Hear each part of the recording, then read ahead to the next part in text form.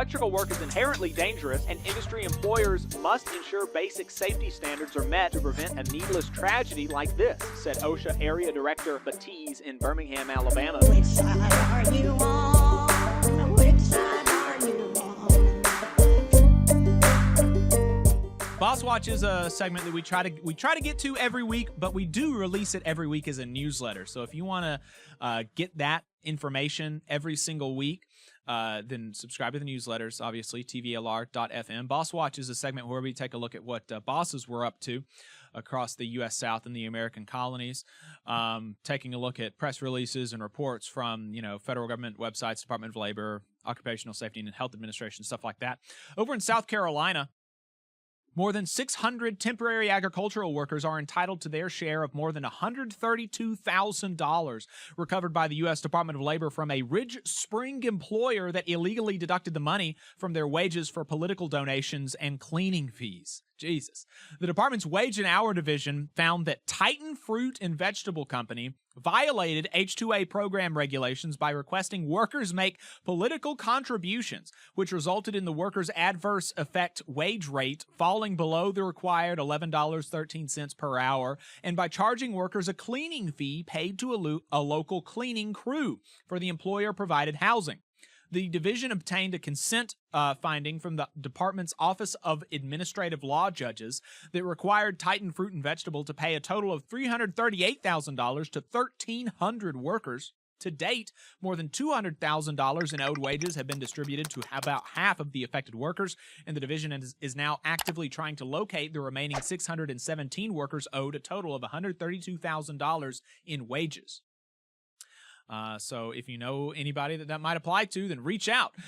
Investigators also found Titan Fruit and Vegetable violated H-2A program regulations by doing the following: paying some H-2A workers an additional $50 per week to drive company vans to a nearby town to do laundry and shop for groceries, but failing to disclose the additional pay on the job order, failing to record reasons why some employees worked fewer hours than contractually offered, and allowing workers to travel in a vehicle that had a broken passenger window, worn and unsafe tires, and did not have a charged fire extinguisher, all of which are transportation safety issues.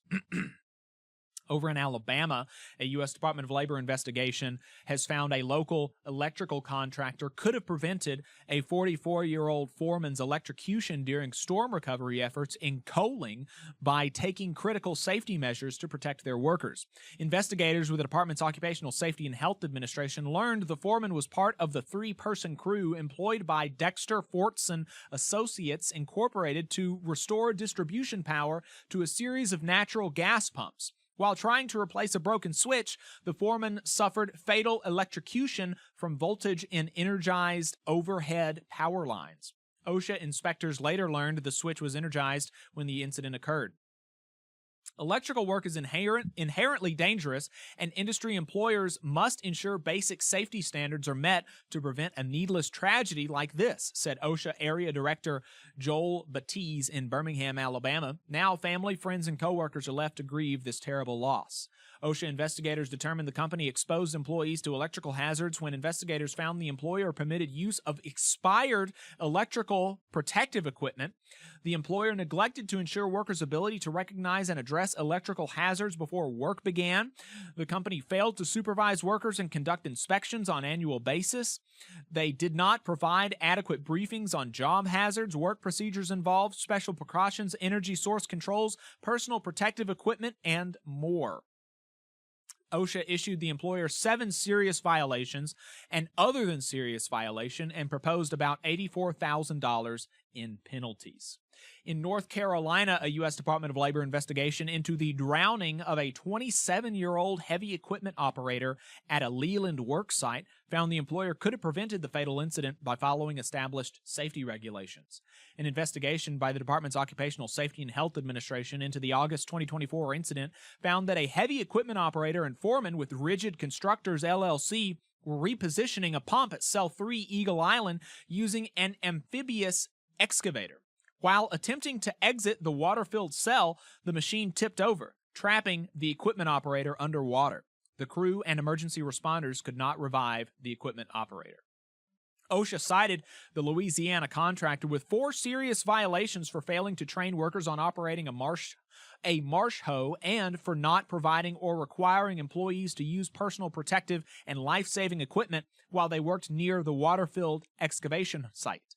The employer also failed to provide a skiff for workers to use immediately in the event of an emergency.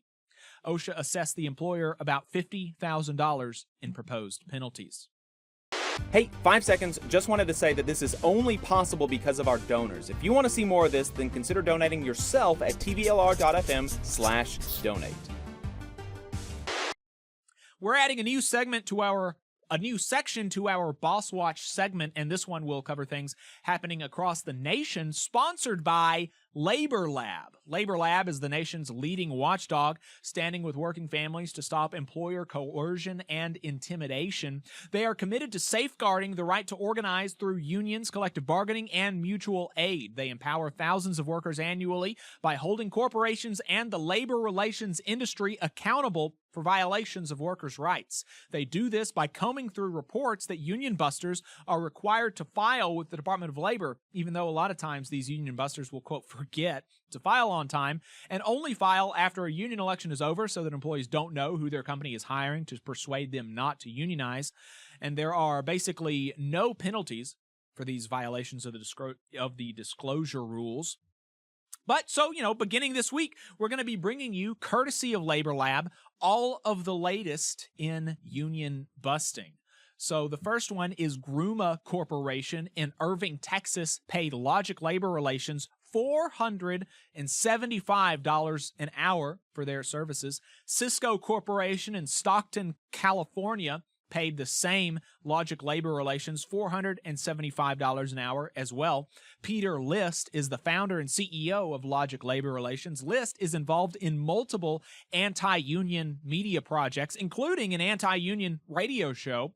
He is also a known member of Groundswell, an alt-right group dedicated to planning a, quote, 30-front war seeking to fundamentally transform the nation. 30 fronts is a lot of fronts, I have to say. That might be biting off a little bit more than one can chew. That is a lot of fronts. Typically, 2 is kind of where you want to draw the line. But they want 30. Frog Hill Roofing in Bellingham, Washington, hired the CCG Group and did not report their compensation rate.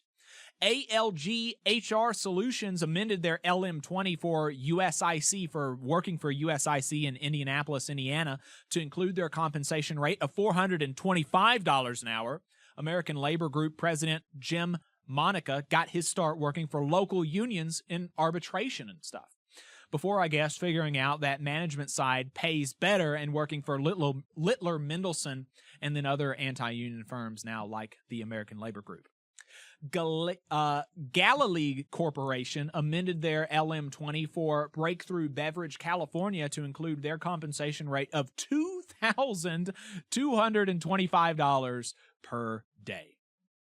We have a few dishonorable mentions. We won't be able to get to all of them before we have to go. So again, subscribe to the newsletter. The first one and the last one that we'll get to is a U.S. DOL workplace safety investigation has found that a Frisco, Texas contractor, Bandera Utility Contractors, repeatedly exposed workers to serious hazards by sending them into unprotected trenches without providing a means of escape.